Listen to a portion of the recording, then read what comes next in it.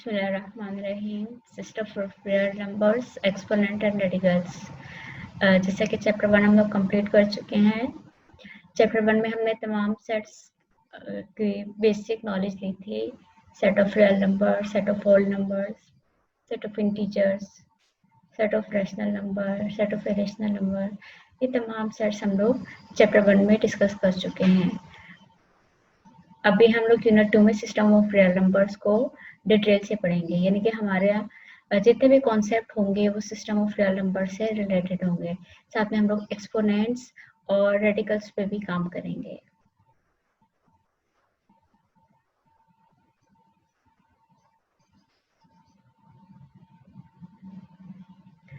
Basically real numbers जो है वो दो सेट से मिलकर बना है।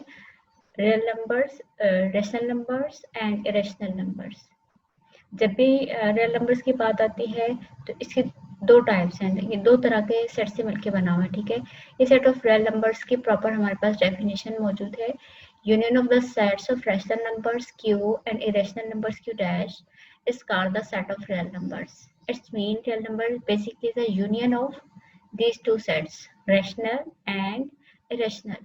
सेकेंड पॉइंट में हमने इसको इस तरीके से राइट आउट कर दिया, set of R is equal to Q union Q dash, जिसमें Q set of rational number को शो कर रहा है और Q dash set of irrational number को शो कर रहा है। अब रैशनल नंबर्स क्या होते हैं? Every integer and the fraction which can be written in the form of p upon q where pq belongs to z। z जो है वो सेट ऑफ इंटीजर्स है and q is not equal to 0 is called a rational number. कोई भी ऐसा integer, कोई भी ऐसी फ्रैक्शन जिसको हम लोग p अपॉन q की सूरत में राइट डाउन कर सकें, लेकिन उसमें जो ज़रूरी चीज़ है वो क्या है कि दोनों जो मेंबर्स हैं वो सेट ऑफ इंटीजर से बिलोंग करने चाहिए। एक पॉइंट, सेकंड पॉइंट ये कि q कभी भी 0 नहीं होना चाहिए। अगर किसी फ्रैक्शन के अपॉन में 0 आ रहा है तो वो फ्रैक्शन जो है वो रैशनल नंबर काउंट नहीं होगी, क्योंकि अगर किसी फ्रैक्शन के अपॉन में 0 आ रहा है देन वो नंबर अनडिफाइंड हो जाता है, तो रैशनल की कैटेगरी से आउट हो जाएगा। रैशनल की कैटेगरी के लिए क्या जरूरी है? नंबर चाहे पॉजिटिव हो चाहे नेगेटिव हो, लेकिन वो फ्रैक्शन फॉर्म में राइट डाउन किया जा सके, और उसमें q यानी कि अपॉन की वैल्यू हम लोग 0 कभी भी ना रखें। Okay, and second important point जो रैशनल नंबर के अकॉर्डिंग आपने अपने माइंड में रखना है,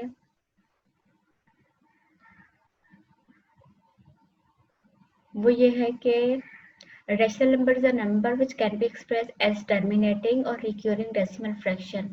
रैशनल नंबर एक ऐसा नंबर है, इसकी एक स्पेशलिटी ये भी है कि इसको हम लोग एज अ टर्मिनेटिंग और रिक्यूरिंग डेसिमल फ्रैक्शन की तरह भी राइट डाउन कर सकते हैं। ठीक है, इरेशनल नंबर क्या है? All those fraction which can not be written in the form of p upon q, वो तमाम फ्रैक्शन जो p अपॉन q की कंडीशन में नहीं लिखी जा सकती।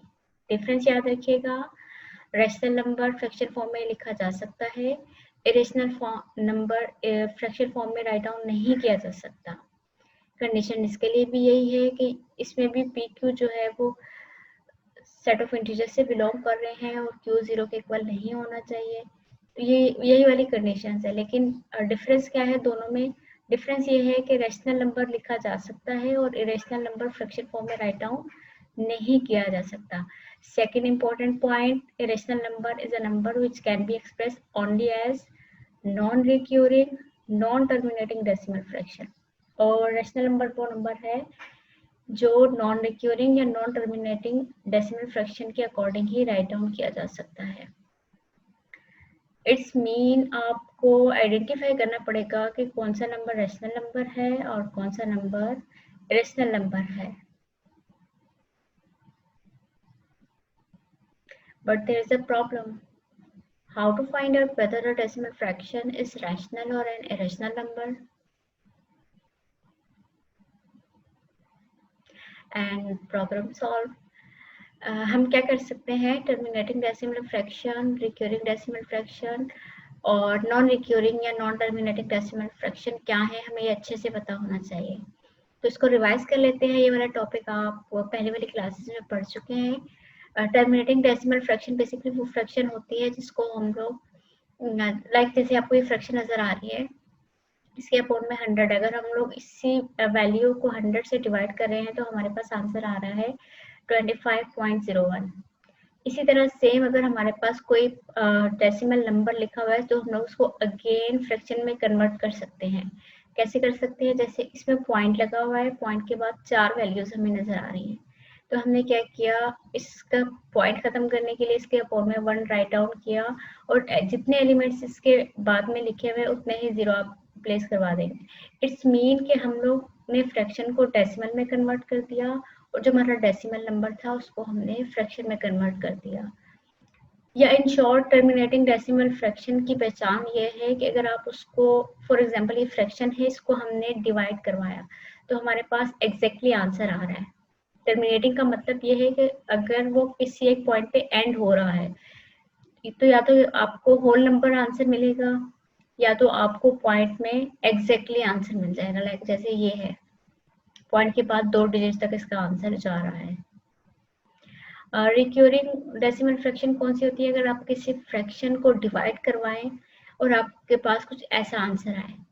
आपके पास इसमें आंसर तो बहुत बड़ा आंसर आ सकता है, लेकिन एक चीज जो रिक्योरिंग डेसिमल फ्रैक्शन की स्पेशलिटी है कि उसमें डिजिट्स रिपीट हो रहे होते हैं। लाइक आप देख रहे होंगे स्क्रीन पे 1/3 को अगर आप कैलकुलेटर से डिवाइड करके चेक करें तो आपके पास कुछ इस टाइप का आंसर आएगा 0.333।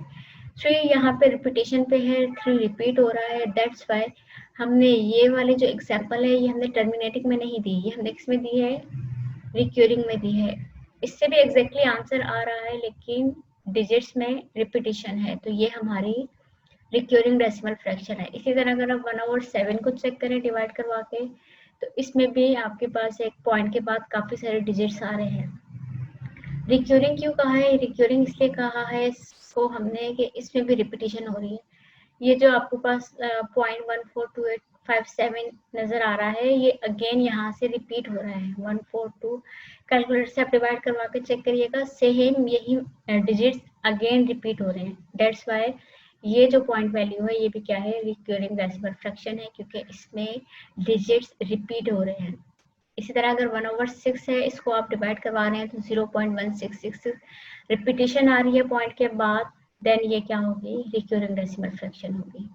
अगर आपको इंपॉर्टेंट पॉइंट लास्ट वाले याद हो तो according to definition of rational numbers जो हैं वो टर्मिनेटिंग डेसिमल फ्रैक्शन और रिक्योरिंग डेसिमल फ्रैक्शन के अकॉर्डिंग लिखे जा सकते हैं। इट्स मीन हमारे ये वाली एग्जांपल्स और ये वाली एग्जांपल्स, ये दोनों एग्जांपल किसकी हैं, रेशनल नंबर्स की। रेशनल नंबर्स का या तो अगर आप उसको डिवाइड करवाते हैं या फ्रैक्शन फॉर्म में राइट डाउन कर सकते हैं तो फ्रैक्शन फॉर्म में भी इजीली राइट डाउन किया जा सकता है, और अगर आप उसको पॉइंट रिमूव करके उसको अगेन फ्रैक्शन फॉर्म में राइट डाउन करना चाहें तो आप इस तरीके से भी इसको राइट डाउन कर सकते हैं। लेकिन अब भी हमने ये चेक करना है कि इरेशनल में हम लोग ऐसा क्यों नहीं कर सकते।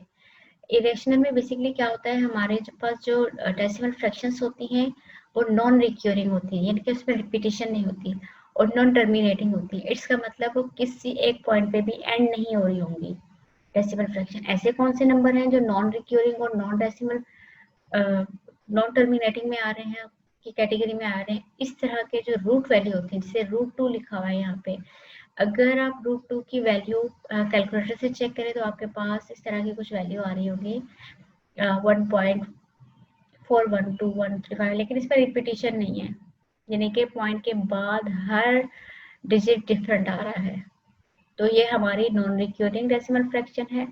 नॉन टर्मिनेटिंग क्यों है, क्योंकि कहीं पे टर्मिनेट भी नहीं हो रही। टर्मिनेट का मतलब है कि जैसे ये पॉइंट के बाद 2 डिजिट्स पे एंड हो गई, टर्मिनेट हो गई, लेकिन ये वाली वैल्यू पॉइंट के बाद सो ऑन चलती जा रही है और ये नॉन रिक्योरिंग भी है, इस पर कोई रिपीटेशन भी नहीं है, तो इसका मतलब फिर हम लोग इसको फ्रैक्शन फॉर्म में राइट डाउन नहीं कर सकते।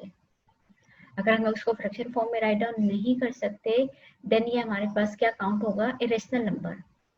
ओके, तमाम root value irrational number count होंगी। जैसे √3 हमने चेक किया, इसमें भी सेम वही कंडीशन आ रही है, ये नॉन रिक्योरिंग भी है और नॉन टर्मिनेटिंग भी है, तो ये भी हमारा इरेशनल नंबर काउंट होगा।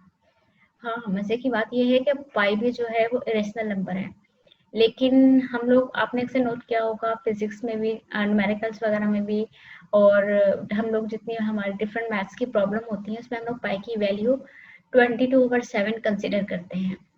लेकिन एक बात याद रखिएगा, 22/7 पाई की अप्रोक्सीमेट वैल्यू है, एग्जैक्ट वैल्यू नहीं है। एग्जैक्टली अगर आप पाई की वैल्यू कैलकुलेटर से चेक करें तो वो आपके पास कुछ इस टाइप की आ रही होगी, 3.141732 एंड सो बहुत लंबी वैल्यू आ रही होगी। लेकिन इसमें भी प्रॉब्लम यह है कि ये नॉन रिक्यूरिंग है। नॉन रिक्यूरिंग का मतलब ये है कि इसमें कोई डिजिट रिपीट नहीं हो रहा। सेकंड, नॉन टर्मिनेटिंग है, पॉइंट के बाद किसी भी नंबर पे एंड नहीं हो रही है वाली फ्रैक्शन। तो ये हमारे पास पाई किस में चली गई, इरेशनल में। अभी आपने खुद आइडेंटिफाई करना है डिफरेंट फ्रैक्शन लेके कि कौन सी फ्रैक्शन जो है वो रेशनल है और कौन सी फ्रैक्शन इरेशनल है। होप सो आप ये प्रॉब्लम सॉल्व हो गई होगी। अब चलते हैं हम अपने असल पॉइंट की तरफ। बेसिकली कुछ इंपॉर्टेंट प्रॉपर्टीज हैं, ये आपने समझनी है। रियल नंबर्स की प्रॉपर्टीज है।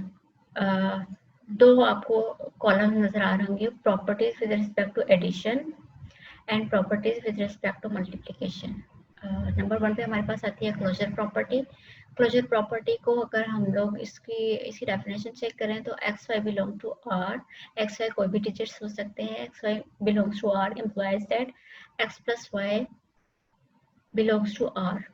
यानी कि अगर हम लोग सेट ऑफ रियल नंबर से कोई भी दो नंबर्स लेके उनको ऐड करवा रहे हैं तो आंसर भी लाजमी हमें रियल नंबर में मिल जाएगा। जैसे एग्जांपल देखिए, 4/3 एंड 2/3 को अगर हम लोग ऐड करें तो हमारे पास आ रहा है 6/3।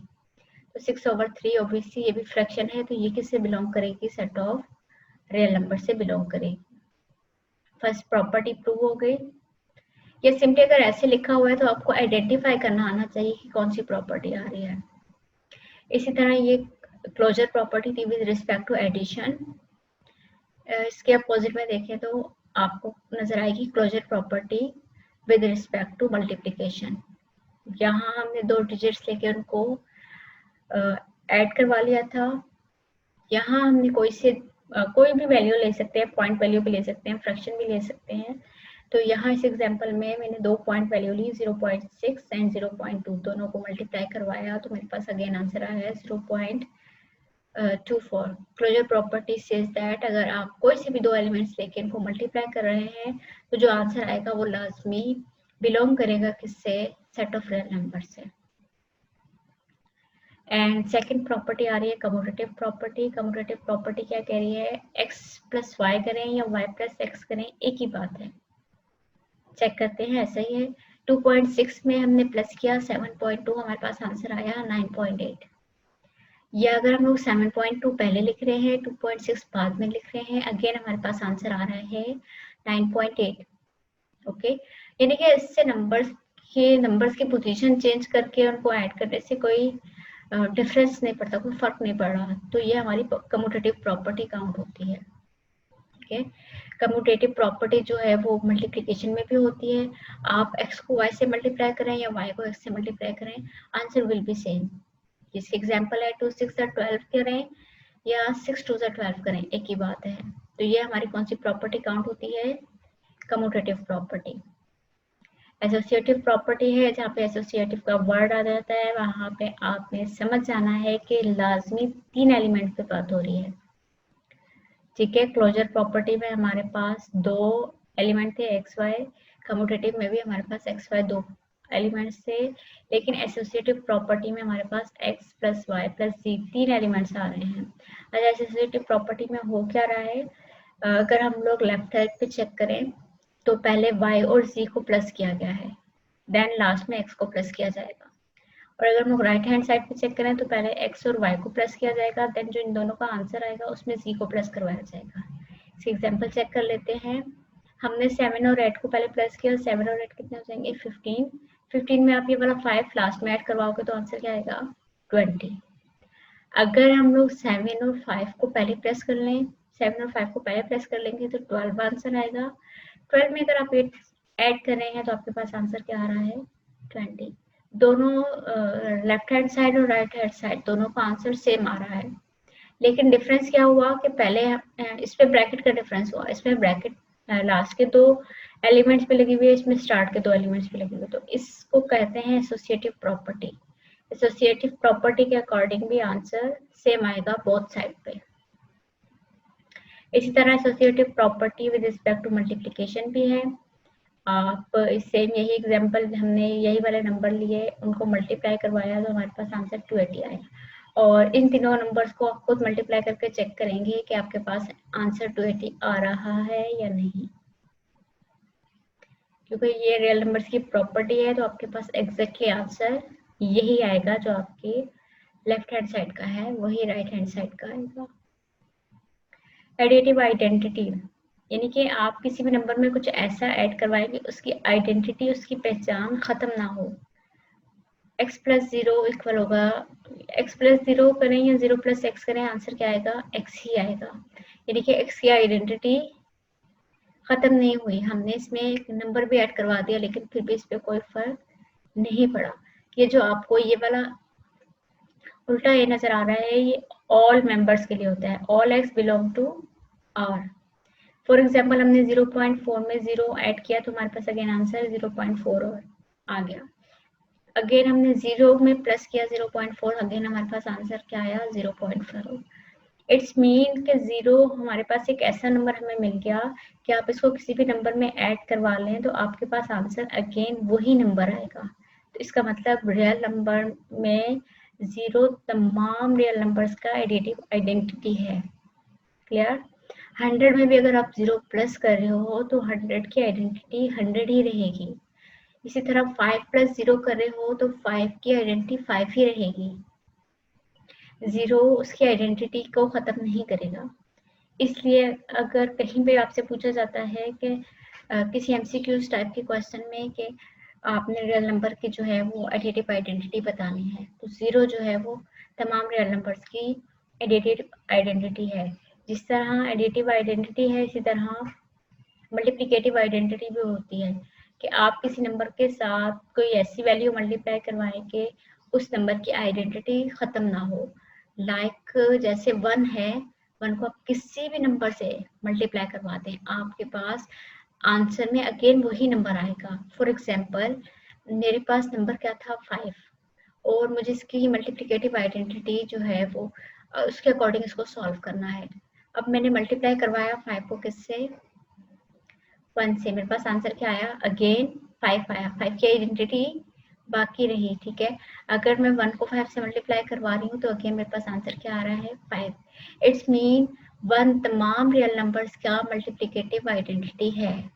ये तमाम रियल नंबर्स की मल्टीप्लिकेटिव आइडेंटिटी काउंट होगी। तो 2 बातें आपने याद रखनी है, एक ये कि 0 तमाम रियल नंबर्स का एडिटिव आइडेंटिटी है और 1 तमाम रियल नंबर्स का मल्टीप्लिकेटिव आइडेंटिटी है। अच्छा, उसके बाद आता है हमारे पास एडिटिव इनवर्स।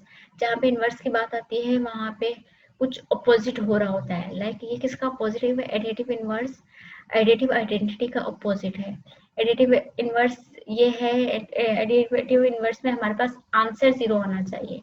लाइक अगर मेरे पास 2 है तो मैं इसमें ऐसा क्या ऐड करवाऊँ कि इसका आंसर 0 है। ऑब्वियसली अगर 2 है तो मैं इसका साइन चेंज कर दूंगी, पॉजिटिव 2 है तो आप इसमें नेगेटिव 2 ऐड करवा दें, ऑटोमेटिकली ये टर्म पूरी 0 बन जाएगी। देखिए अगर मेरे पास -2 है तो मैं इसमें क्या ऐड करवा रही हूँ, +2, तो आंसर मेरे पास क्या आ रहा है, 0। एडिटिव इनवर्स का मतलब ये है कि आप उस वैल्यू में कुछ ऐसी वैल्यू ऐड करवा दें कि वो टर्म जो है वो उसकी आइडेंटिटी खत्म हो जाए और वो 0 बन जाए। क्लियर? तो अगर मेरे पास +5 है, मैं आपसे कहूँ कि मुझे इसका एडिटिव इनवर्स बताएं तो आप क्या बताएंगे, ऑब्वियसली -5। अगेन इसी तरह जैसे हमारे पास एडिटिव इनवर्स है, इसी तरह मल्टीप्लिकेटिव इनवर्स है। मल्टीप्लिकेटिव इनवर्स में आपके पास आंसर 1 आना चाहिए। कैसे? फॉर एग्जाम्पल मेरे पास फ्रैक्शन है 1/2। अब मुझे इसके साथ कुछ कोई ऐसी वैल्यू मल्टीप्लाई करवानी है कि मेरे पास आंसर अगेन 1 आ जाए। तो 1/2 को अपोजिट क्या है, ये फ्रैक्शन है तो मैंने इसका होल नंबर ले लिया। 1/2 था, मैंने 2 लिख दिया, तो इस कंडीशन में क्या होगा, 2 2 से कैंसिल हो जाएगा, आंसर क्या बचेगा, 1। ये बना गया, ठीक है। और इसी तरह अगर मेरे पास पूरा होल नंबर है 2, तो मैं इसका हाफ कंसिडर कर लूंगी 1/2। इस कंडीशन में भी 2 से कैंसिल हो जाएगा और मेरे पास आंसर क्या रह जाएगा 1। तो जो हमारे पास मल्टीप्लिकेटिव इनवर्स है उसमें आप जो भी आपको नंबर दिया जाता है आप उस नंबर का की ऑपोजिट वैल्यू लेते हो। फॉर एग्जाम्पल मेरे पास नंबर है 5 और मुझे इसका मल्टीप्लिकेटिव इनवर्स चाहिए, तो मैं क्या राइट डाउन करूंगी 1/5। 1/5 से राइट डाउन करने से क्या होगा, जो अपोन वाला 5 है वो साइड वाले 5 से कैंसिल हो जाएगा और मेरे पास अगेन आंसर क्या आ जाएगा 1। ये बात याद रहती है कि एडिटिव इनवर्स में आंसर हमेशा 0 आना चाहिए और मल्टीप्लिकेटिव इनवर्स में आंसर हमेशा 1 आता है। ठीक है, लेकिन आपने गैस ये करना होता है एडिटिव इनवर्स में कि मैं कौन सी वैल्यू ऐड करवाऊं या सब्ट्रैक्ट करवाऊं। ठीक है, और मल्टीप्लिकेटिव इनवर्स में आपने ये आइडेंटिफाई करना होता है, ये चेक करना होता है कि आपके पास अगर आपको होल नंबर दिया हुआ है तो उसकी फ्रैक्शन क्या होगी। ठीक है, और अगर आपके पास फ्रैक्शन दी हुई है तो उसका होल नंबर क्या होगा, बस ये चीज़ें चेक करनी है। एक्सरसाइज 2.1 बहुत इजी है, उसमें इसी तरह के क्वेश्चन होंगे। आपने क्या करना है, जस्ट चेकआउट करना है कि किस क्वेश्चन में कौन सी प्रॉपर्टी लग रही है। तो आप प्रॉपर्टीज आपने अच्छे से समझ ली हैं, होप सो एक्सरसाइज 2.1 आपको बहुत इजी लगेगी। ओके, ये हमारे पास कुछ इनइक्वालिटी की प्रॉपर्टीज है। इनइक्वालिटी में बेसिकली इक्वल का साइन नहीं होता, बल्कि हम लोग इक्वल के साइन की जगह पे लेस देन या ग्रेटर देन का साइन यूज करते हैं। तो फर्स्टली हमारे पास क्या आ रहा है, अर्शमीदन प्रॉपर्टी। इस प्रॉपर्टी के अकॉर्डिंग आप इस तरह भी राइट डाउन कर सकते हैं, एक्स इज लेस देन, तो हम ये भी कह सकते हैं कि y is greater than x.